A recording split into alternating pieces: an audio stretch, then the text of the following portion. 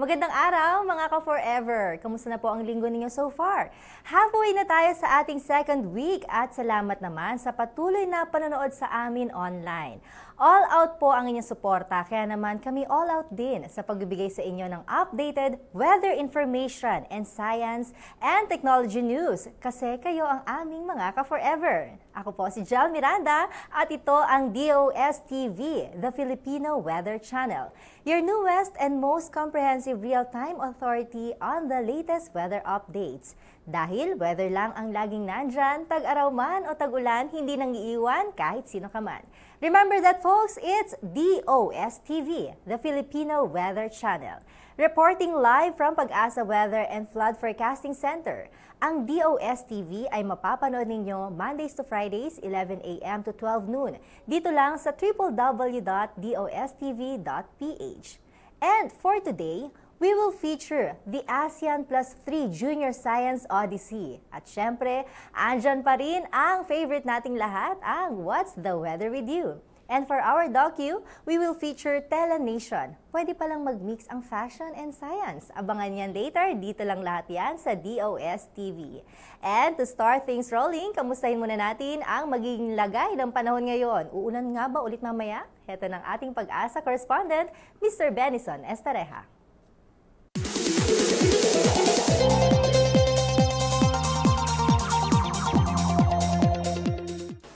Thank you, Ms. Jel. Good morning sa iyo at good morning din sa mga viewers natin ng DOS-TV. At para naman sa magiging lagay ng panahon natin ngayong araw ng Miyerkules, asahan pa rin pong epekto ng southwest monsoon or habagat sa buong Luzon. Then sa natitirang bahagi ng bansa, asahan naman ang bahagyang maulap hanggang sa maulap na kalangitan na may tsansa ng mga pagulan or pagkidlat, pagkulog. Punta muna tayo sa ating latest satellite image ngayong umaga. Kung mapapansin po natin, medyo maulap dito sa may western section ng Luzon. In particular po, dito sa may parteng Ilocos Region, Zambales, Bataan, and Palawan, magiging maulap po sa inyong lugar ngayong araw. Asahan din po ang light to moderate rains and thunderstorms dahil po sa umiiral na southwest monsoon. Dito naman po sa natitirang bahagi ng Luzon, kung mapapansin natin, bahagyang maulap yung kalangitan and asahan din natin sa hapon o gabi or hanggang sa madaling araw ay posible po ang mga pag-ulan na maaaring magtagal ng 2 oras. Sa Metro Manila, ang aasahan natin temperatura, 25 to 33 degrees Celsius. Sa Tuguegarao City naman sa Cagayan, 24 hanggang 34 degrees Celsius. Sa Baguio, 16 to 25 degrees. Tagaytay, 22 to 29 degrees. At sa Puerto Princesa sa Palawan, 25 hanggang 32 degrees Celsius. Punta naman tayo sa may parteng Visayas, kung mapapansin natin, kung cloudy kaninang madaling araw, medyo lumilinis po yung ating kaulapan dyan at bahagyang maulap na lamang sa buong Visayas ang ating nakikita dito. Pero pagdating po ng hapon o gabi, posible pa rin yung mga pag-ulan or pagkidlat, pagkulog na around 1 to 2 hours. Sa Cebu naman po, 25 to 33 degrees Celsius ang ating temperature, habang sa Iloilo, 26 to 33 degrees Celsius. Dito naman sa may Mindanao, kung mapapansin natin, medyo maulap dun sa may Caraga Region and Davao Region. And dito naman sa may parting Central Mindanao and Zamboanga Peninsula, medyo maaliwalas naman po ang panahon natin dyan. Pero asahan pa rin po natin yung mga thunderstorms at mga pagulan pagdating ng hapon o gabi. Sa Metro Davao, 25 to 34 degrees Celsius yung ating temperature. At sa Zamboanga City naman, 25 to 34 degrees Celsius. Kung mapapansin po natin, wala naman tayong nakikita mga sirkulasyon, mga low pressure area man or bagyo sa loob ng ating PAR. At kung mapapansin po natin ng hindi ganun kalalakas yung mga hangin natin, ibig sabihin po, banayad hanggang katamtaman din ng ating mga karagatan. Pwede namang maglayag ang anumang uri ng sasakyang pandagat. Yan muna latest mula dito sa Weather Forecasting Center ng Pag-asa. Ako po si Benison Estareja, reporting for DOS-TV.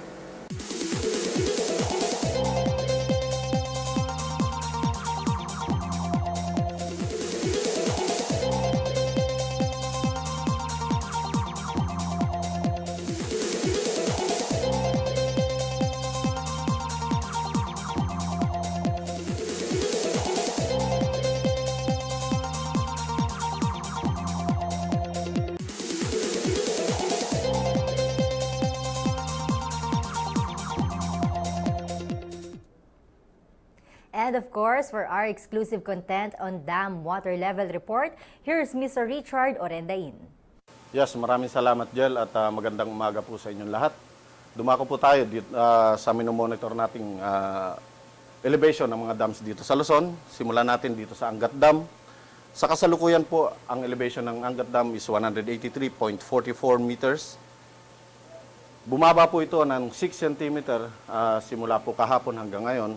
Patuloy pa rin po yung pagbaba ng elevation ng Angat Dam dahil po hindi sapat yung mga pag-ulan within the watershed ng Angat. So, kahit papano, may mga pag-ulan within the watershed but then hindi niya matumbasan yung pangailangan na sinusupply ng Angat Dam papunta sa domestic use and then para sa pag-produce ng electricity.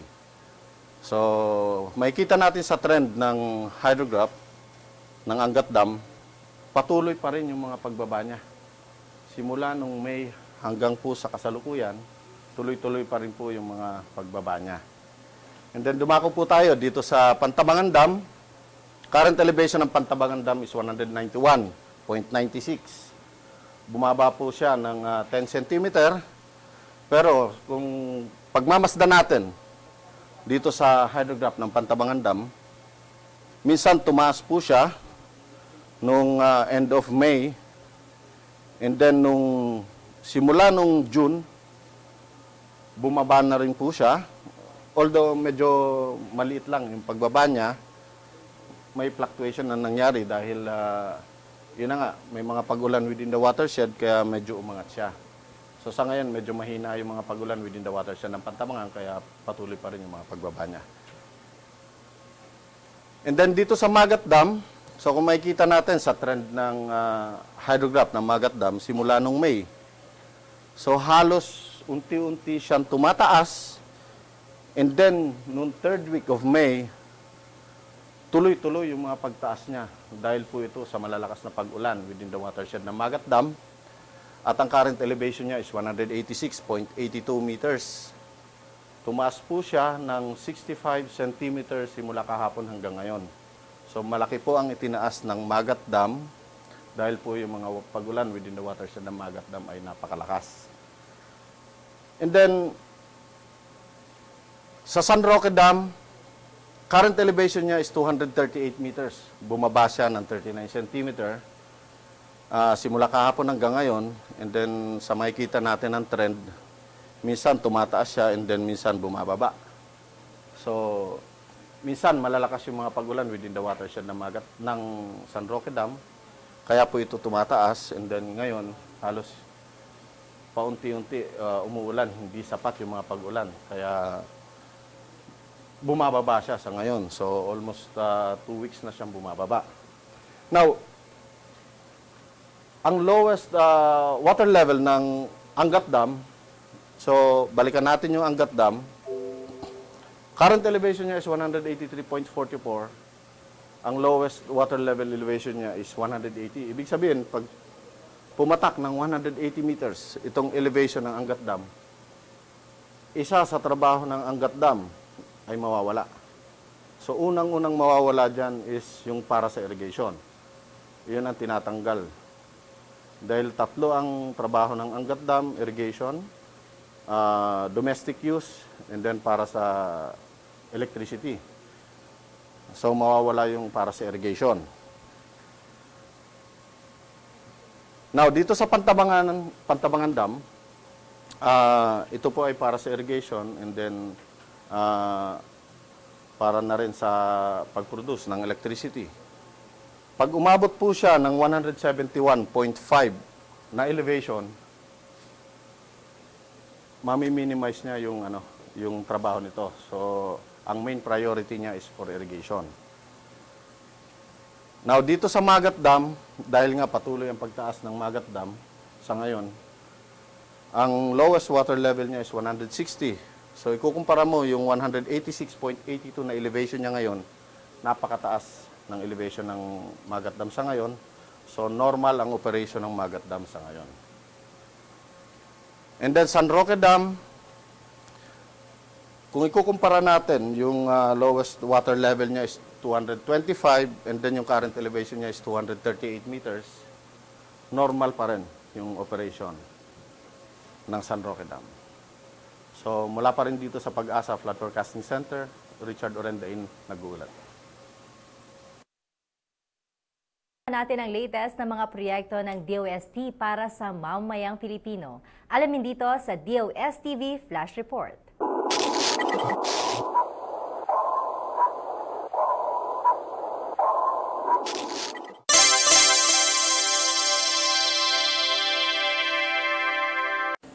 A Korean company will soon export processed cuttlefish bone gamit ang technology ng Forest Products Research and Development Institute of the Department of Science and Technology.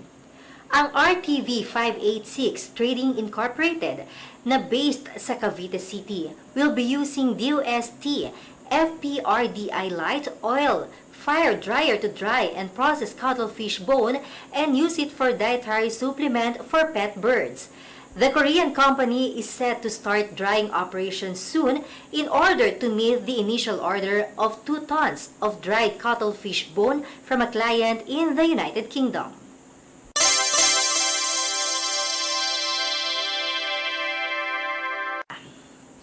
Nicola Jose, the owner of Studio 10, an art and design company which focuses on one-of-a-kind furniture pieces, large art projects, and crafted interiors, adopted the use of diesel-fired mobile lumber dryer fabricated by the Forest Products Research and Development Institute, an attached agency of the Department of Science and Technology.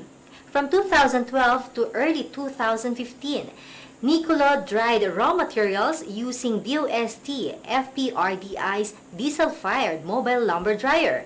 Dahil dito, instead of 4 to 6 months, naging 3 days to 5 days na lang ang kailangan for seasoning wood. Less time na, increased productivity pa. With the use of the mobile lumber dryer, Nicola was able to process recycled wood from 400 board feet to 2,500 board feet per month. His company uses discarded materials ranging from fallen trees, roots, twigs, and branches, enabling him to manufacture custom furniture, custom-built interiors, and limited edition art pieces. His market expanded to include Manila, Batangas, Pampanga, and other provinces.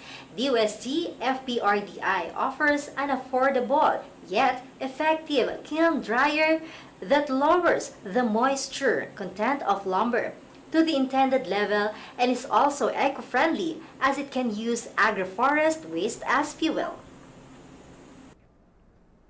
From lab to fab, yan ang nakalagay sa website ng PTRI o ng Philippine Textile Research Institute.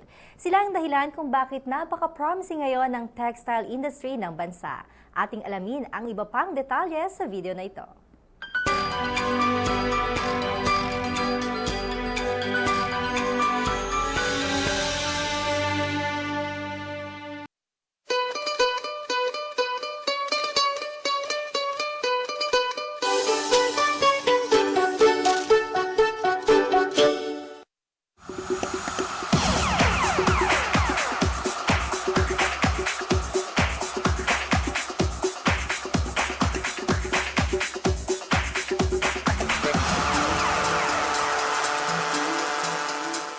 In this modern day and age, fashion designers and consumers alike are choosing to go natural.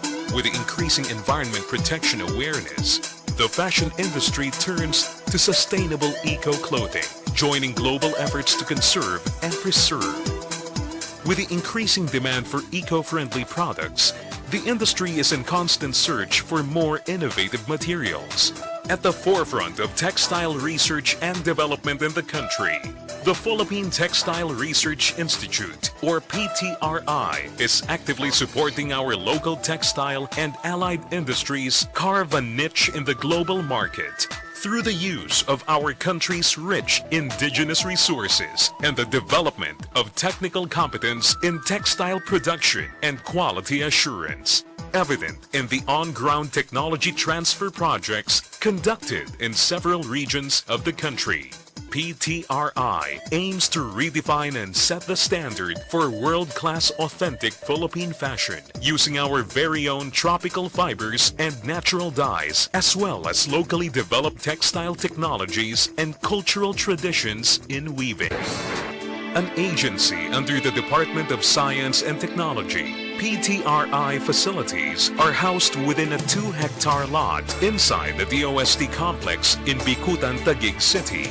The compound has a complete line of textile testing equipment and machineries for cotton, silk, and indigenous fiber processing, and facilities for spinning, weaving, and finishing. Its laboratories for physical and chemical testing of textiles and related materials are ISO IEC 17025 accredited. PTRI researchers, chemists, and fabric specialists have gained trainings, accreditations, and certifications from various learning institutes and programs in Japan, South Korea, India, the United Kingdom, and Australia, among others. PTRI has established linkages with various government offices, such as Department of Trade and Industry, Department of Agriculture, Department of Environment and Natural Resources, and the Department of Public Works and Highways, as well as with the private sector and the academia. Technology transfer have two primary goals: employment generation and production efficiency. To achieve these, the Institute's Technology Transfer Program concentrates on the following activities: industry skills training on various textile technologies, from spinning, weaving, dyeing, and on-the-job training for students, and the provision of a technology business incubator. PTRI also offers services responding to their dynamic development requirements, including basic technical services on physical and chemical testing, textile processing and finishing, contract research, and science and technology consultancy. Professionals, students, representatives from both the private and the public sector, and other interested parties may also avail of tours of the Institute's various testing facilities and research laboratory. Through the judicious use of indigenous materials, otherwise considered as agricultural wastes, PTRI researchers were bestowed the Pag-asa Award during the 2011 Civil Service Commission search for outstanding public officials and employees. Natural dyes are making a colorful splash in the international world of fashion. This trend makes the PTRI's Natural Dyes R&D program a bright area in our country's economy. Taking advantage of our rich natural resources, this program uses dye-yielding plants used to produce natural dyes in crude, paste, and powder forms. PTRI has identified and established 75 plant dye sources compiled into a 2-volume compendium, the Gampol. Less technical but also a fascinating reference on our natural dyes is the coffee table book Bahaghari, The Colors of the Philippines. Under the program, PTRI provided natural dyed barong to the SNT ministers of the ASEAN and naturally dyed gowns for the Miss Earth finalists. PTRI is actively in search of technologies to add value to our natural fibers, embarking on 5 new R&D programs, namely Bio-nanofiber and composite technologies, natural nano dyes and pigment technologies, nano-functional and nano-composite finishing technologies, biofunctional materials and textile technologies, and green colorants materials and processing technologies. Using these advanced textile technologies, including nanotechnology for the development of intelligent and smart textiles to widen potential uses of textiles, not only for apparels, but also for industrial, medical, and cosmetic purposes. Responding to the specialized needs of garment companies and fashion designers, PTRI will also delve on customized processing of yarns and fabrics tailored fit to suit their particular requirements. the Institute's legacy on Philippine tropical fabrics, natural dyes, silkworm breeding, and textile development technologies and current research endeavors provides the key to a world of possibilities, not only for the fabric industry, but for other industries that may benefit from it, as PTRI paves the way to discover new, better, and alternative sources of natural fibers and dyes. A light of hope now sparks for an empowered Philippine textile industry. Once again, our country is about to lead the whole ASEAN region to reach further horizons. And every farmer, every weaver, every Filipino is soon to witness not only a revived fabric industry, but a flourishing textile economy. The Philippine Textile Research Institute, weaving the Filipino dream, clothing the Filipino spirit. FPRDI or Forest Products Research Development Institute. Alamin naman natin ang detalye tungkol sa office na ito at ang kani-kanilang projects. Let's watch this.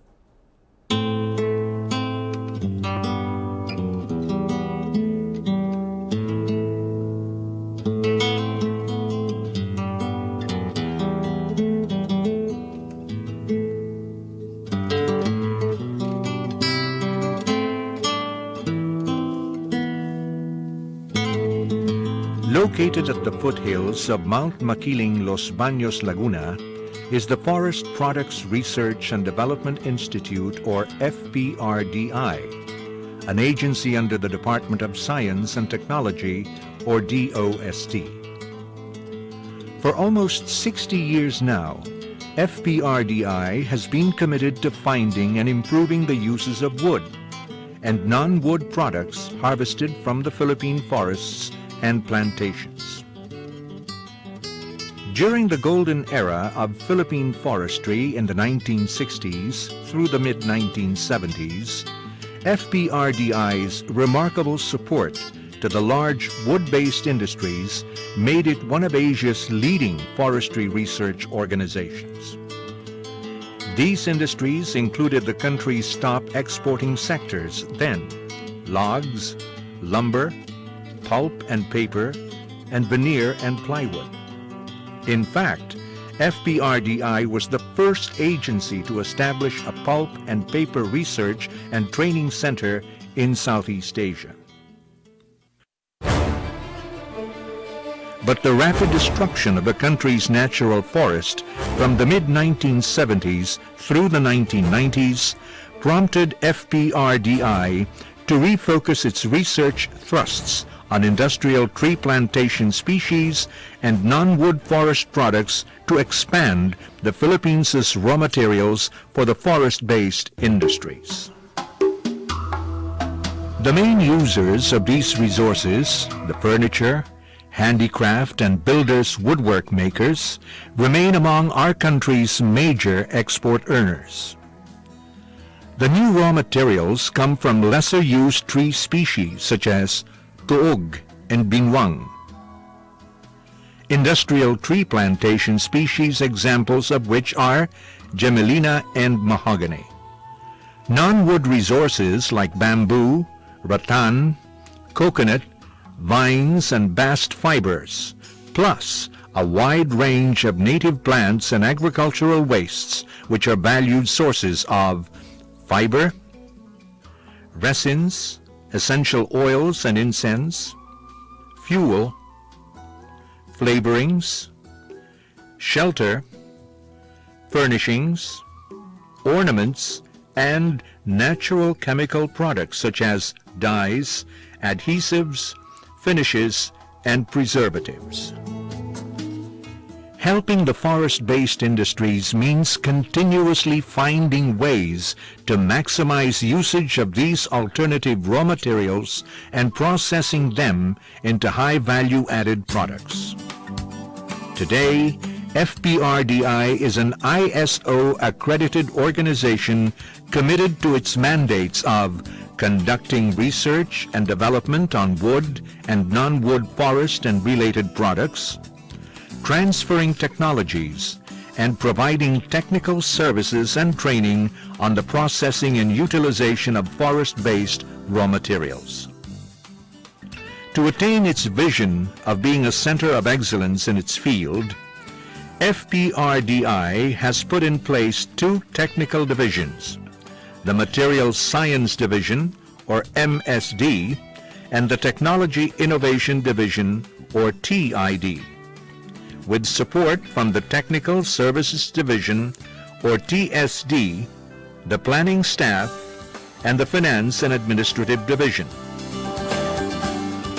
MSD studies the inherent properties of wood and non-wood forest products, their anatomy and botanical classification, their physical, mechanical, and chemical properties, their durability against wood-destroying pests such as termites and fungi, and their structural properties, or how suitable they are as affordable and eco-friendly construction materials.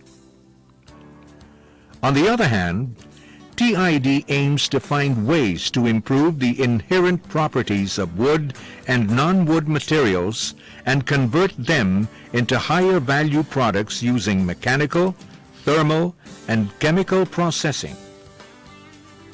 Mechanical processing includes sawmilling, drying, and machining. Chemical processing covers preservation and application of dyes and finishes.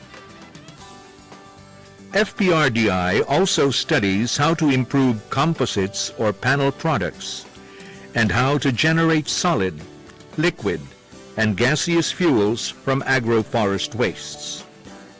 To assist its clients compete better in the local and global markets, FPRDI likewise operates testing laboratories for furniture, pulp and paper, and plywood. The pulp and paper, veneer and plywood, and furniture testing labs are accredited under ISO 17025-2005. The physics and mechanics, chemistry and structural testing labs will also pursue accreditation by ISO. These testing services aim to assure its clients that their products meet international standards. To make sure that the fruits of its labor reach the forest-based communities and industries, FPRDI relies on its extension arm, the Technical Services Division, or TSD. TSD assesses the impact of FPRDI installed technologies on the adopters and other beneficiaries, facilitates, monitors, and evaluates the technical and financial assistance packages given to clients, including manpower training, establishes the financial and market viability of FPRDI technologies, helps researchers protect their intellectual properties, and packages FPRDI information for varied client groups. Indeed, since its founding in 1957, FPRDI has helped write one success story after another among many beneficiaries of its technical assistance. The Dumalinao, Zamboanga del Sur-based wood-tech builders is among the latest adopters of FPRDI's furnace-type lumber dryer, or FTLD. It first acquired a 25,000 board foot capacity FTLD in 2010, followed by a 40,000 board feet capacity unit in 2013 to meet the market demand for cone-dried wood products in Cebu and Zamboanga. Soon to be built is another dryer to complement the first two. Today, 90% of the solid panel doors, moldings, lumber, and other KD wood products produced by its factory are shipped to Cebu, which used to be the company's source of the same products carbon-free FTLD. Woodtech Builders has evolved into a multi-million enterprise with an annual gross sales of 13 million pesos. The wooden pallet industry can benefit from the Institute's furnace-type heat treatment facility, or FHTF. This can provide the heat needed to kill insects and other pests infesting wood packaging materials, or WPMs, such as wooden pallets. WPMs made of unprocessed wood are vulnerable to pest attacks and can introduce and spread pests from one country to another. Compared with methyl bromide, or MB fumigation, heat treatment using the FHTF is an ecologically safe way of obtaining the International Plant Protection Convention marks for WPMs. Heat treatment time is 5 hours, which will only cost 6 pesos and 68 centavos per pallet using a 10,000 board foot capacity FHTF, or 46% cheaper than MB fumigation.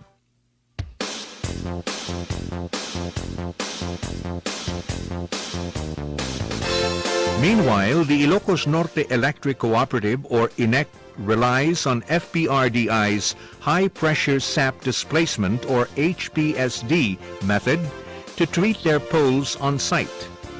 HPSD has shortened the waiting period for the poles, thus facilitating connection to the power grid in the province. With the available electricity, all barangays in Ilocos Norte now enjoy economic development and improved quality of life.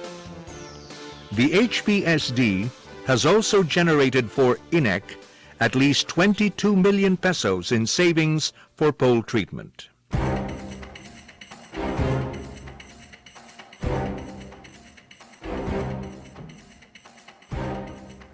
In the next 5 years, FPRDI will focus on the following goals: to develop more efficient cone dryers, to find ways to maximize the use of every part of the bamboo, to process natural rubber exudates and old rubber trees into high-value products, to find more profitable ways of using industrial tree plantation species, to optimize the use of abaca fiber for paper and other high-end products, and to help reduce poverty among the forest-based communities and industry workers. As FPRDI moves towards its 60th year, the hurdles confronting the Institute and its clients are many and daunting. The local forest industries are bogged down by fluctuating global economies, in addition to the usual concerns: limited supply of raw materials and tough competition from neighboring Asian countries. The men and women of FPRDI, however, choose to see these problems as opportunities for growth. All the setbacks notwithstanding, the Philippines remains one of the most biodiverse countries in the world in terms of non-wood forest products. Filipino craftsmen continue to shine worldwide for their creativity, innovativeness, and skilled workmanship. These, plus other indicators, tell us that the forest-based industries remain viable and still have a lot of room to grow. And for as long as they need us, we at FPRDI, with the help of our friends, are committed to bringing viable solutions to our clients in the forest-based industries, communities, and the public.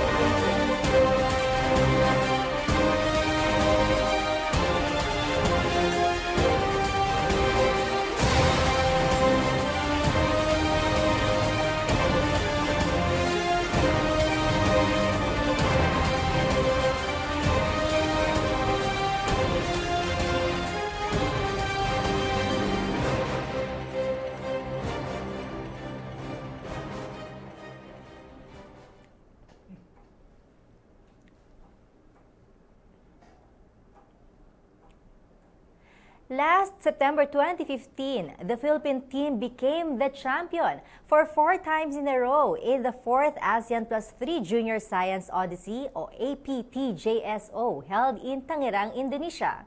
6 students from Eastern Visayas and Caraga region campuses of the Philippine Science High School made their mark as they demonstrated their skills in performing laboratory experiments in biology, chemistry, physics, and innovation, beating teams from 13 other countries, including 10 ASEAN member countries, plus Sweden, Taiwan, China, and Korea. This 2016, the Philippines will be hosting the 5th APTJSO as its share in nurturing gifted students in the sciences from the ASEAN region, as well from other countries. The event will be held on June 13 to 18, 2016 at University of the Philippines, Los Baños, and shares the theme Climate Change and the Rainforest. And our guest for today will tell us more about this event. She is a seasoned science communication specialist, a broadcaster, and science education project development manager with over 35 years of service. She now heads the SNT Manpower Education Research and Promotions Division of the Science Education Institute Department of Science and Technology, taking charge of science education research, SNT culture promotion, and information systems development works in the Institute. Mga ka-forever, let's all welcome Ms. Ruby Rowan Cristobal. Good morning, ma'am. Good morning, Jel. Good I'm glad morning. to be here. Opo, welcome sa DOS TV, di ba? Yeah, it's great. It's great to be here. Yes, and happy Red Day! Yeah, parang it's ano a flag day. Parang nag-usap tayo, ma'am, no? Anyway, so let us talk about APTJSO. Ito pa lang, 5th year pa lang ito. Yes, it's the 5th year. The APTJSO started in 2012. And this is the first time that we're hosting this competition for gifted students aged 13 to 15 years old. Okay. So, ang ano talaga to? Puro talagang science and ano to, parang experiment. Ano lahat ng gagawin dito, ma'am? Well, the focus of the competition is actually on laboratory skills assessment. Okay. So, practical skills in handling probably practical solutions to problems that are being posed by the test developers. Right now, what we lined up for the competition next week, meron kaming poster presentation, and then we have, of course, the main competition is the lab skills assessment, Okay. which comprises 50% of the overall scoring. And of course, we also have the project pitching. Ito yung isa sa magandang opportunities for our participants kasi dadalhin mismo sila sa rainforest. Ayun, oo. So, ang theme kasi ninyo ngayon ay climate change and rainforest. Yes, yes. So, last year, nag-grab kayo ng maraming awards. O tama ba? Maraming champion? Parang Yeah, ganyan. we Yes. are the undefeated champions since 2012. So, ano naging labanan nun, ma'am? Lahat halos ng aspeto ng competition ay meron tayong mataas na score consistently from the first time we joined the APTJSO. Kasi Jel, this is for gifted students. So, ang inilalaban natin dito ay mga Philippine Science High School students. Alam mo naman ang kalidad Correct. ng ating mga Pisay students, di ba? Ang hirap pumasok sa Pisay. So, di Mas ba? mahirap lumabas, mas mahirap graduate. Oo, may Parang mga- UP lang, di ba? Oo, may mga kilala ko na dyan nakatapos. Talagang, gifted. Masasabi Yeah, I mong know. gifted. So, from Pisay, pinipili pa yon, di ba? Well, according to Pisay, previously, hindi nila ginagawa yon. Kasi sa kanila, noon, ang naging basis nila for selection is basta may passport. Kasi lahat ng okay. estudyante ng Pisay, May pang passport. competition at Oo. pang World Bank. Okay. Ay, pang World Bank. Pang World, talaga, contest, no? Hindi kasi sila yung tipo na merong talagang slow learner. Lahat sila, on the average, pang international. Of course, merong pinaka-excellent. Pero sa ngayon, kailangan natin talagang pumili. Dahil this is the 5th time at tayong host. Yes. So the pressure is even greater than before. And we have 4 teams competing this time. Previously, we were fielding 2 teams, so 6 students, 2 teachers, pero syempre nagko-compete estudyante lang. Ngayon po, dahil meron tayong 4 na teams, ang magko-compete ay ilan? 12 estudyante. 12 estudyante. Oo, dahil 4 From ilang teams. country? Ang nito? magko-compete ngayon ay 9 ASEAN countries. Then we have Chinese Taipei, we have Korea, we have China, and we have Sweden. Wala ang Singapore at Japan this Bakit year. po? Well, siguro baka may iba silang ina-attendan din na competition. Pero Oo. regularly kasi sila kasali. Yes, of course. Ang Singapore, ngayon lang hindi nabuo yung 10 ASEAN Yes. countries. But we have invited, of course, Chinese Taipei to join us and Sweden. Ang Sweden laging laging nag-a-attend. At hindi din nila tayo matalo. Talaga. Surprisingly, di ba? Kitang-kita Kasi talaga, no? supposedly sila yung nasa Oo mataas nga. ang antas ng Yes. kanilang edukasyon. Pero surprisingly, kapag gumaling ang estudyanteng Pilipino, mas magaling kaysa sa ibang estudyante ng ibang bansa. Totoo yun. Even sa Math Olympiad, kita mo kung ang husay ng mga Pilipino na pinalalaban international di ba? So dito, ano yung ina-expect natin na mangyayari sa event? Well, ang pinakamaganda dito ay yung realization ng mga estudyante about their role in climate change mitigation at kung ano din yung papel ng kagubatan. Kasi sa ngayon, di ba, maraming mga bata ang talagang in dito sa mga gadgets, no? Yes. So nakakalimutan nila na merong kapaligiran na dapat ay asikasuhin din. And knowing the problems of climate change, we need to educate our youth para maintindihan nila ang maaari nilang maging kinabukasan kung hindi sila magsisimulang maging involved at committed at this time. And we are particularly eyeing at the gifted in science because we expect them to be the future scientists and engineers, di ba? Kaya kailangan, ngayon pa lang, mag-ground muna sila doon sa kailangan ng ating kalikasan, ng ating mga gawin, mga aksyon para makabawas man lamang dito sa tinatawag nating carbon emissions. And the rainforest ay may napakalaking role para talagang maiayos natin ang ating carbon emission in the future. Kasi alam mo naman, ang carbon, hindi yan tumaas dyan from the country tapos dun lang nagstay, no? Kumakalat yan. So, kailangan tulong-tulong tayo. Pagtulungan na maiayos ang ating kakayahan na gumawa ng mga research para makatulong sa climate change mitigation and adaptation, of course. Pero yung team nyo for this year, sino nakaisip niyan? O Philippines ang nag-suggest na ito maging tema natin for this year? Usually, it's the host country Okay. who would determine the theme for the APTJSO. And the climate change in the rainforest theme is actually something that came up from ideas ng Science Education Institute staff dahil yan ay isa sa mga advokasya namin. Plus, we are doing it in UPLB. What could be better than featuring Mount Makiling, which is a rainforest by itself, right? Ayun. Pero when it comes to science, gaano na ba yung kumbaga, involvement ng mga estudyante? Well, for Philippine Science High School, dedicated sila dyan dahil kasama sa kontrata nila na even after when they graduate from Philippine Science, kailangan science ang kunin nila, di ba? Okay. Kailangan maging scientist sila or engineer o magturo siguro sa mga universidad. Pero dun sa mga batang makakapanood nito, dahil this will be open to the public, lalo na yung welcome, the opening, no? Magkakaroon tayo ng mga bisitang estudyante at makikita nila ano yung pwedeng gawin ng isang batang katulad nila kung pag-iigihan nila ang kanilang pag-aaral at talagang itutuon nila ang interest nila sa science and technology, lalo na dito sa mga issues that are confronting our society and the whole world. So dito makikita natin kung paano sila mag-experiment or may mga innovations ba sila na ipapakita dito? Well, the poster presentation would tell us what they have done or what Okay. they intend to do, okay? The laboratory skills assessment would give us a parang some idea on ano ba yung tinuro sa kanila pagdating sa practical skills in sciences, no? In biology, chemistry, and physics. Pagdating sa project teaching, Ayan. eto na yung imahinasyon yun. nila, yung creativity nila, working with other participating teams. Kasi huhugutin mixed grouping yan pagdating ng project pitching. Pero yung poster presentation at saka yung laboratory skills, by team yan, by country or by economy. But when they do project pitching, that's when they become citizens of the world, working together and realizing that the problem of climate change at rainforest degradation ay hindi lamang nangyayari sa iisang bansa. Kahit na sa ibang mga bayan, mga ibang mga bansa, pareho ang problema. And ang consequence niyan, usually a global warming. Tama.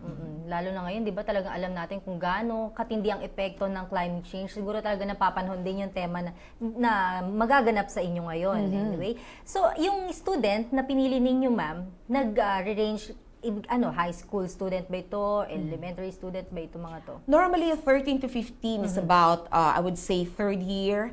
So that's grade 9 and 10. Mostly, 13 to 15. Pero sa ibang bansa kasi nauna na sila sa K to 12, di ba? Yes. So, merong mukhang mature pero actually mga 15 lang. Okay. Like Sweden, malalaking bulas Oo, yan. di ba? Baka mga mukhang college. Baka college na yun. Yes. So, meron talagang yan, kumbaga nasalang mabuti Wala yan. namang college. So far, sinala namin, no, mas marami kasi sa kanila, probably nasa senior high school. Pero magkakapantay halos sila ng kakayahan. Dahil yun naman ay sinusiguro ng mga participating countries and economies na fair playing field, ika nga.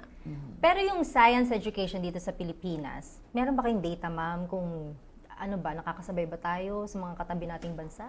Well, unfortunately, yung mga assessment test na dati nating kinukuha before, like TEAMS yan, PISA, hindi pa tayo nakaano sa PISA, pero marami tayong mga supposedly sinasalihan. Sana sa susunod na administrasyon ay payagan tayo na makilahok dito sa mga international science and mathematics achievement tests. Kasi doon natin talaga masusukat kung tama ba yung ating curriculum, tama ba yung ating mga ginagawang pagsisikap sa Department of Education, sa DOST, or even sa CHED. No? Tungkol dito sa ating mga estudyante to upgrade their level of performance in science and mathematics. It's not just about the contest. It's about benchmarking our capability to prepare our students for the future through science and technology. Pero kitang-kita natin kung gaano nag-excel talaga ang mga kabataang Pilipino, di ba? So ano yung sa tingin niyo, ma'am, na parang point natin talaga kung bakit nakikita natin na nagtatagumpay talaga tayo sa larangan na to? Well, itong nagpapatunay na kapag ang batang Pinoy ay binigyan mo ng support in terms of laboratory resources, good teachers, qualified teachers, good curriculum, Yes. focus talaga ang kanilang pag-aaral, nandyan ang lahat ng kanilang kailangan, libro, mga computers, lahat ng support, magaling ang batang Pilipino. Naniniwala ako na kung maiayos natin ang ating education system, maiayos natin ang ating kapasidad sa pagtuturo, we generate good teachers from the universities Yes, to teach tama. science and math, definitely, kahit sa public schools, kayang-kaya ng mga batang Pinoy. Oo di ba? Kasi kadalasan lang, ang hirap lang dito sa Philippines, ma'am. Alam naman natin, yung mga mahuhusay na guro, kailangan pang lumipad, di ba? Magturo sa ibang bansa. Ang nakikinabang tuloy, ibang nasyon. Di Oo, ba? yan ay problema. Pero ang alam ko, sa mga susunod na panahon, ay meron ng mga nakaabang na polisiya para mas ma-upgrade siguro ang sweldo Yes. ng mga guro. Pero more than the salary, I think we have to improve our pre-service education as well. Kailangan tignan din ang curriculum ng K-12 ulit dahil maraming pagbabago, no? Dapat hindi yan static. Every 3 years, every 2 years, dapat nire-review natin ang curriculum natin. At pinaka-importante, dapat i-benchmark natin ang ating performance against other countries. Kasi doon lang natin makikita kung tayo ba'y nahuhuli o tama lamang ang ating ginagawa para sa edukasyon, lalo na for science and technology. Pagdating sa science and technology, paano nyo ni-encourage yung mga estudyante na mas ma-develop pa yung kanilang skills from your office? Meron ba kayong mga iba't iba pang Yes, kumbaga, yes. pagpapalaganap pa nito? Our division, masyadong mahaba yung pangalan, no? S&T Manpower Education Research and Promotions Division. Kami ho ay gumagawa ng napakaraming programa to promote STEM. STEM is Science, Technology, Engineering, and Math.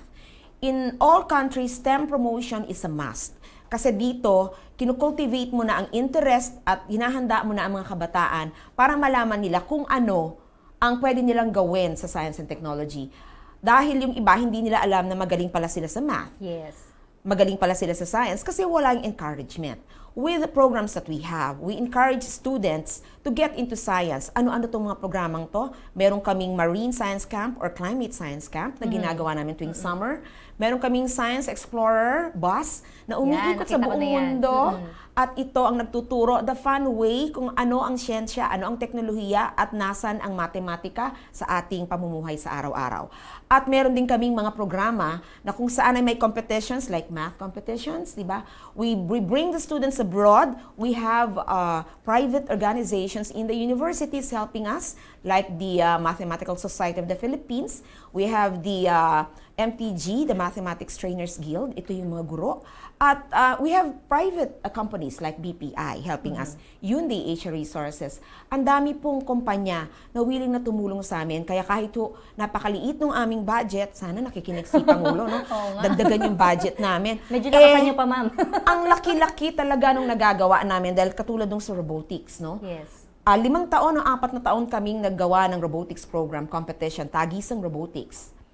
Alam niyo, 95% dahil tinrack namin nung aming mga winners and even all those who did not win and who participated in our competition. Nag-engineering, nag-IT, or nag-science course sa UP, sa LaSalle, sa UST at sa iba pang mga university.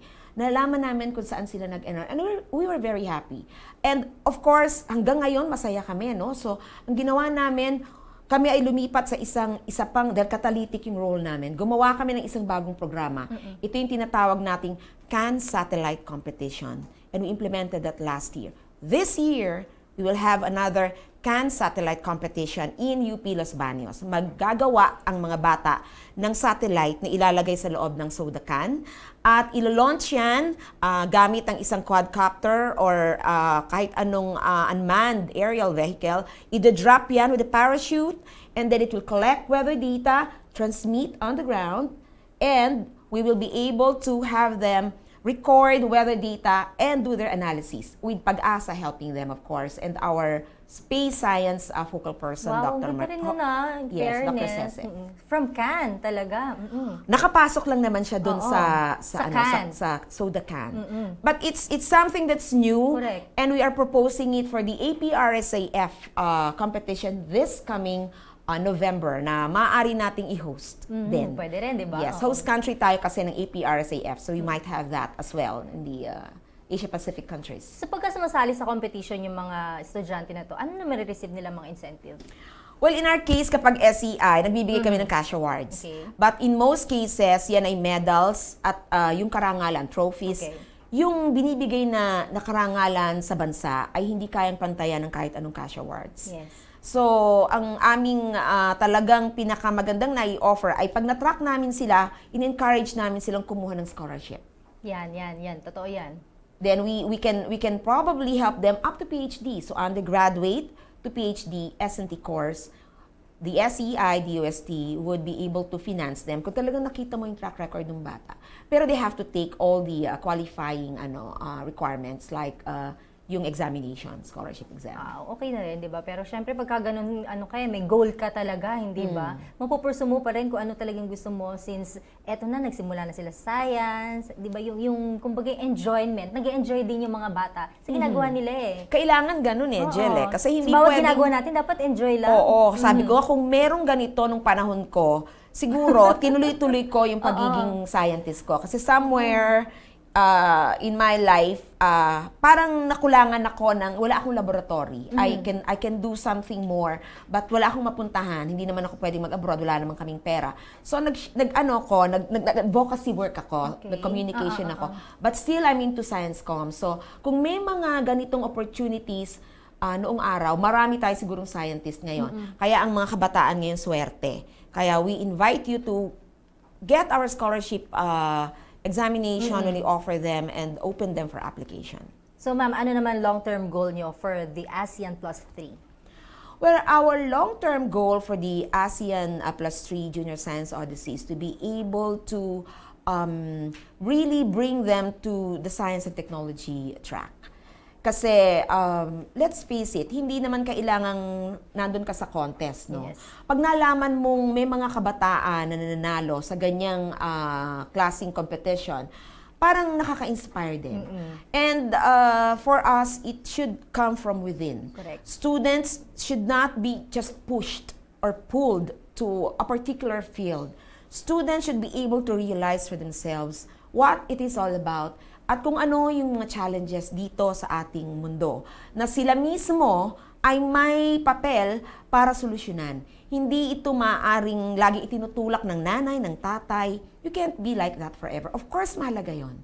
Pero more than that, it is important for the kids to realize for themselves what it is to be a scientist. Kahit sa ganitong edad, pwede kayong mabuhay na parang scientist by doing kung ano yung nararapat para sa inyong mundo dahil kayo ang may hawak ng inyong kinabukasan. Tama. Very well said. Ang sabi nga natin, ang kabataan ngayon ang susi sa kinabukasan natin, hindi ba? Yes, at all times. And science is the key to economic and national development. Any more messages, ma'am, sa ating mga taga-subaybay and invite natin sila sa inyong upcoming event?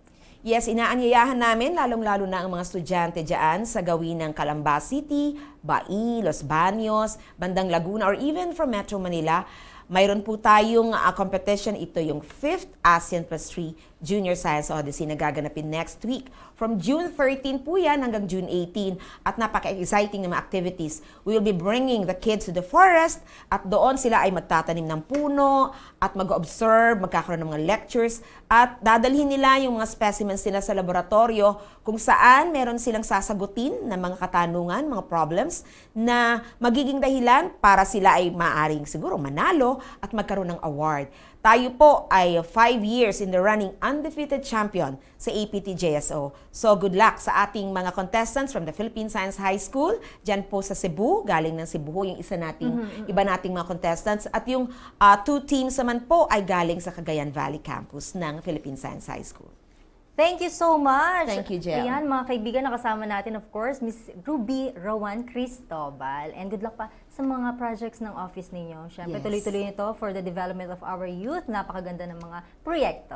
Ayan, mga kaibigan. Sana marami din tayo natutunan. At siyempre, kung meron kayong mga anak, siyempre, tutukan natin yan, ma-involve sa science. Dahil malaking tulong yan for our national development.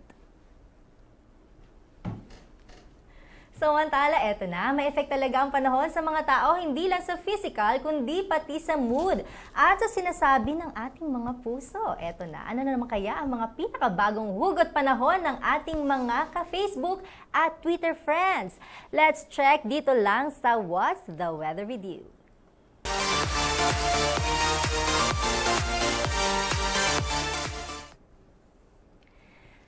Mula kay Doris Ignacio, sabi niya, lumisan man ang panahon, lumimot man ang buong mundo. Asahan mo, mahal ko, ikaw lang sa puso ko. Medyo, di ba, medyo cheesy itong si ate. Siyempre, di ba, sabi nga dapat full of love ka lang, happy heart, di ba? Go, go, go ka dyan, Doris. Yung mga tipong tulad mo, nagpapatunay daw na may forever. Next naman, wala tayo kay Dane Mantilla. Pag-ibig ko sa'yo parang bagyo. Di mo alam kung kailan darating. Di mo rin alam kung kailan matatapos. No, medyo mahirap yun kasi kapag kumbaga nag-e-expect ka, di ba? Pero lahat kasi ng bagay naman, pinaghihirapan, hindi ba? So, kung gusto mo maging perfect yung relationship mo, mag-effort ka rin. O kumbaga mag-effort kayo, it takes two to tango, ika nga, di ba? Pero kapag ganyan, di bang hirap ng ganun? Walang kasiguraduhan. Kaya mas maganda, chill lang, relax, enjoy, di ba? Next naman tayo mula sa ating mga Twitter friends. Mula kay Kim Zuniga. Kapag malamig ang panahon, masarap matulog at damhin ang lamig kalungkutan. Kala ko naman, happy siya. Alam mo, pagka daw talaga, halimbawa, may pinagdaraanan ka, minsan na-try ko na yun kapag emote ka, masarap makinig ng ng mga senti na music, tapos iyak-iyak ka, ganon. Mas nafe-feel mo yan. Pero, syempre, later on, marirealize mo na, mas maganda kung after ng luha, sige, labas mo lang yan. Pero mas maganda kung mag-enjoy ka, labas-labas ka rin, syempre, di ba? Lahat ng pagsubok naman nalalagpasan. Darating din yan sa buhay mo yung happy, love life, Why not? Next naman, mula kay Gino Maluya. Ang taas-taas ng sikat ng araw kanina. Ang init-init. Tapos uulan din pala. Parang sila, paasa. Oy, alam mo minsan, kapag ka daw merong parang ganito lang yan. Walang, walang naloloko kung wala nagpapaloko. So ikaw din, huwag ka na umasa. 'Di ba? Kung nagpapaasa sila, huwag ka na ring mag-expect, 'di ba? Pero in totally, huwag naman in general, meron din namang mga tunay na nagmamahal, kaya hintay ka lang ng right guy for you. Or Gino pala siya. So right girl for you, Gino. Oh, 'di ba? Pati sa hugot, may panahon din. Kung may mga hugot panahon pa kayo diyan, just tweet us at BOSTVPH. Or sa aming hashtag, What's the Weather with you? Mali ninyo, next time, tweets nyo naman at FB status ang i-feature namin. Samantala, science and fashion. From love to fab. Pati pala sa fashion na tela, may science din. Alamin dito sa aming docu.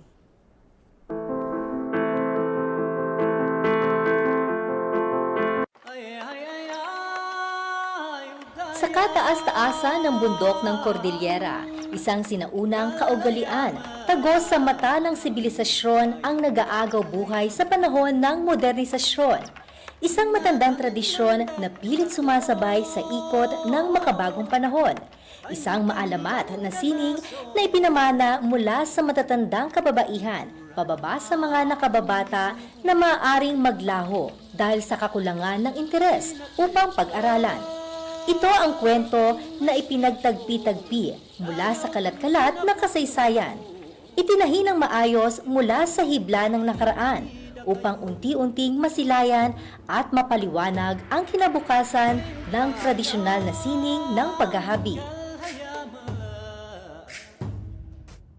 Ito ang kwento sa paghahanap ng mga maghahabi ng Cordillera. Ang Pilipinas ay isang arkipelago o kumpol-kumpol na isla na pinaliligiran ng malaking katawan ng tubig. At bago pa man masakop ng Kastila ang Pilipinas, ito ay isang abalang pulo sa pakikipagpalitan ng merkado sa iba't ibang bansa. Dahil dyan, maraming impluensya ang pinaguhugutan ng mga katutubong Pilipino ang kanilang kultura. Ang paghahabi ay isa sa mga ebidensya nito. Sa paghahanap sa mga tagapagmana ng lumang paraan ng paghahabi, inakyat namin ang mahabang daanan ng Cordillera at inumpisahan namin ang paghahanap sa isa sa mga kilalang munisipalidad sa Mountain Province, kung saan ang komersyo ng paghahabi ay isa sa mga pinakaimportanteng parte ng paghatak ng turista. The idea with Telenation is we have to pull everybody together. We want to invoke and inspire and encourage everybody within the Philippine community. Tara naman, let's take a look at our own tela. Paano ba natin ito mapapalagana? Paano ba natin ito magagamit? Tulungan nyo kami kung di nyo type, ano yung type nyo. So mag-usap tayo. So yun yung whole idea behind Telenation. Sagada, isa sa mga pinakamabilis na sumusulong na munisipalidad sa Cordillera dahil sa mga turista na dumadayo dito para sa magagandang tanawin na likas dito. At dito sa Sagada, hindi naiiba ang tinatahak na paraan ng industriya ng paghahabi. Upang mas maintindihan ang lagay ng paghahabi sa Sagada, sinadya namin ang isa sa mga pinakakilalang bahay-habihan sa Sagada, ang Sagada Weavers, upang makausap pa ang may-ari na si Ezra Aranduque na siyang magbibigay kulay sa aming pagsusuri. Yung weaving industry po ng Sagada actually was mainly patronized by the locals. Yung mga kapwa katutubo po namin, sila po ang nagtangkilik din sa mga produkto namin. We always talk in the context of our two hands. We have the left hand and we have the right hand, right? Our right hand, these are your big commercial scale millers. In the country, we have very few. Yung nasa kaliwa natin, alam mo, we have thousands of what we consider handloom weavers. Ito yung mga maghahabi na kamay ang ginagamit, no? We have thousands of them. And sa bandang huli, ito yung sinasabi namin na kailangan palakasin natin. Habang nasa Sagada Weavers, nakilala namin si Fidela Lasecan, ang pinakamatandang maghahabi sa ilalim ni Ezra Aranduque, na nagkwento ng kanyang mga karanasan bilang isang hand weaver. Gawis nan nin abwak sinatay wadanan sigurado ay iala as kasapulan sin baoy kusina yanan kasapulan namin man sin nanay uskila ananak siya din na nusang ay kagawis na nin maliyak sina ay ninablaan ninabu ya siya di ari ubla-ubla is talon ari kaudaudanan ari kaag-agawan anunan luar naman ublaan agaw nan il lalaos ya udan Pay na kagas maya tayo di manlilinong. DOST is really relentless. The Department of Science and Technology is relentless in pushing for the adoption or utilization of science and technology, especially in the grassroots. So DOST, for that matter, is looking into how we are going to improve the weaving industry in the province. Pagkatapos ng kwento ni Fidela, muli kaming bumalik sa paghahanap ng mga tagapagmana ng sinaunang paghahabi. Ngunit sa haba ng aming paggugol sa paghahanap, walang positibong resulta ang aming natagpuan. At dahil doon, muli kaming bumalik kay Ezra upang alamin kung ano nga ba ang nangyayari sa sinaunang paghahabi at sa mga tagapagmana nito. It's a dying industry. Kasi konti na lang po ang mga kabataan na interesado ng pag-aralan to. But if, and with the help of different line agencies, pwede natin i-develop to eh. Nobody has to go abroad. We know that this weaving is an age-old industry. However, for this to be sustained, we need to introduce technologies. For one, what is this? It's the design. Ang masasabi ko lamang, hindi sila na-acknowledge very significantly sa ating industriya ngayon kasi hindi nabibilang yung kanilang output. Informal members sila ng ating sektor. Kaya sa isang roadmap na tinitignan namin, ang una naming hinihingi, bigyan nyo ng pagkakataon na mabilang ang contribution nitong mga maghahabi na ito sa mga countrysides natin para masabi na talaga sila ay formal na miyembro ng ating industrial o textile industry sector. At dahil wala kami nakita sa Sagada, minabuti namin na tumulak pabalik sa Kapitolyo ng Mountain Province para magbakasakali doon ay may makapagturo ng aming hinahanap na tagapagmana ng sinuunang paghahabi ng Cordillera. Sa aming pagtahak pabalik ng bundok, dito namin napansin ang kagandahan ng kalikasan. Pero tulad ng mga ibang lugar sa Pilipinas, ay hindi makakaila na unti-unti na ring nagbabago ang mukha ng Cordillera dahil sa pilit na pag-unlad upang sumang-ayon sa makabagong panahon. Ganito rin kaya ang sinapit ng aming mga hinahanap? Ang unti-unti nilang pagkawala dahil sa tawag ng pagbabago. Ito ay mga katanungan na aming gustong maliwanagan, kaya't nagbabakasakali kami sa mismong lokal na pamahalaan ng bundok upang kausapin ang alkalde ng bayan na si Mayor Franklin Odsey. Well, definitely we have to preserve our weaving industry. And for another, how to come out with quality woven products. Now this has already been addressed with the assistance, of course, of the local government unit and the officers of these women organizations engaged in weaving, whereby they go and scout for durable threads and also how to infuse art in these woven products. Upang mas makatulong sa aming paghahanap, sinamahan kami ng staff ni Mayor sa isang liblib na baryo sa Bontoc. Mataas at matarik na kalsada sa bundok ang aming tinawid. Nagagandahan, bagamat mapiligrong tanawin ang tumambad sa amin habang nagbiyahe.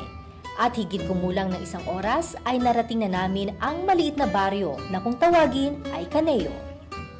Ang isa sa mga nakausap namin na miyembro ng organisasyon na pinaliwanag kung ano ang kahulugan ng bawat disenyo at ng kanilang hinabi na produkto.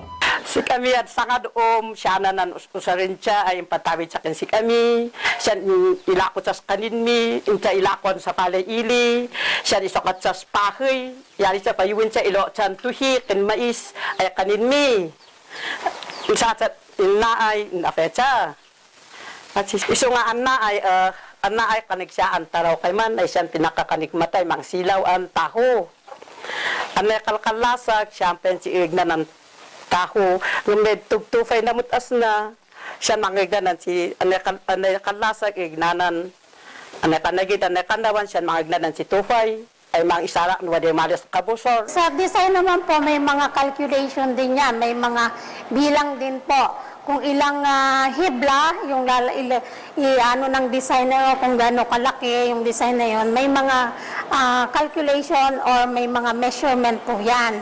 Kasi mayroong mga design na symmetrical, kailangan may symmetry, and then mayroon naman pong design na dito din nilalagay sa harness natin. So may draw pattern siya ng paglalagay dito sa headels o dito sa harness. And then meron mga design din po na dito sa rib naman nilalagay. And then yung mga designs ng mga eyepiece natin, yun ang tinatawag na ikat weaving. So tinatalian po siya. Meron ding mga calculation yon kung ilan dami yung ng hibla yung tatalian. Then yun po ay itutubog sa tina or sa die. Then pupunta din siya sa process ng weaving. So, ganun din po yung nangyayari sa design ng mga tibulis, yung tinalak natin. May mga calculations din po yon. So, sila, yung minana na lang po nila din yon. Yung iba naman po ay nag-aral din kung paano yung mga calculations noon.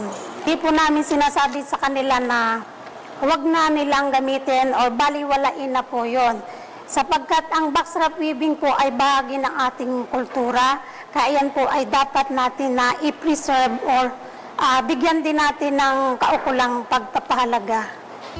Nakausap din namin ng masinsinan ang 2 pa sa miyembro ng asosasyon tungkol sa buhay nila at kung ano ang paghahabi para sa kanila.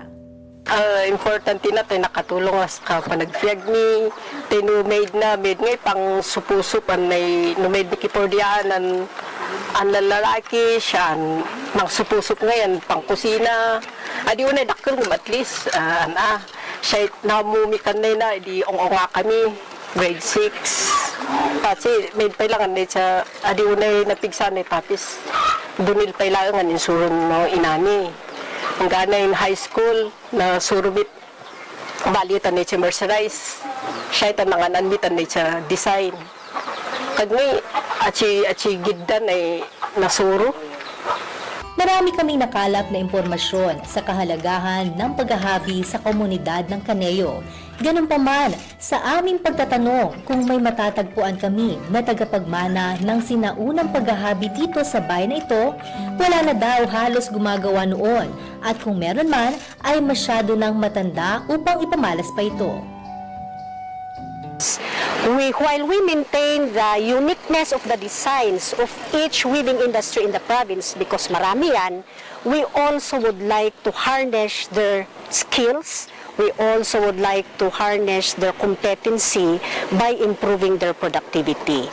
So we are introducing technologies. What are these technologies? It's the improvement of their operations by providing equipment. So for backstrap, that's the age-old technology that we have here in the province. We can only weave as wide as 12 inches. But for the technology that we are introducing, we can weave as wide as 40 inches. So just imagine it's more than more than 300% increase in the width. The length also, there's limitation for backstrap. The technology we introduced to loom weaving, we can weave as long as 50 meters long. So that is efficiency as to time, and also the materials, less rejects, less cutting of the threads. That's where we could come in. And for the other interventions, we will provide trainings to enhance their designs. We maintain the designs that they have, but we must also cater, if we are to commercialize this, we have to cater to the innovative designs that the customers will be willing to buy. They might not be patronizing the uniqueness of the designs in the province, but we have to introduce new designs. And also the utilization of those woven cloth into commercial products, let's say bags and other fashion accessories.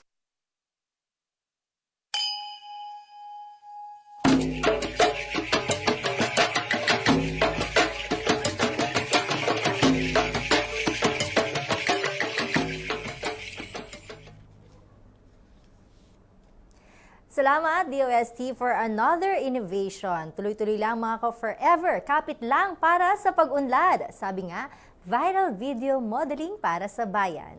And there you have it mga ka-forever. Marami pong salamat sa inyong panonood. Pero bukas, samahan niyo ulit kami Mondays to Fridays, 11 a.m. to 12 noon.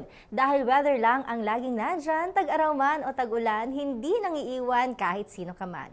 Kami ang DOST-TV na laging nandyan. May bagyo man, kulog o kidlat, hindi namin kayo iiwan. Dahil laging tandaan, weather is forever.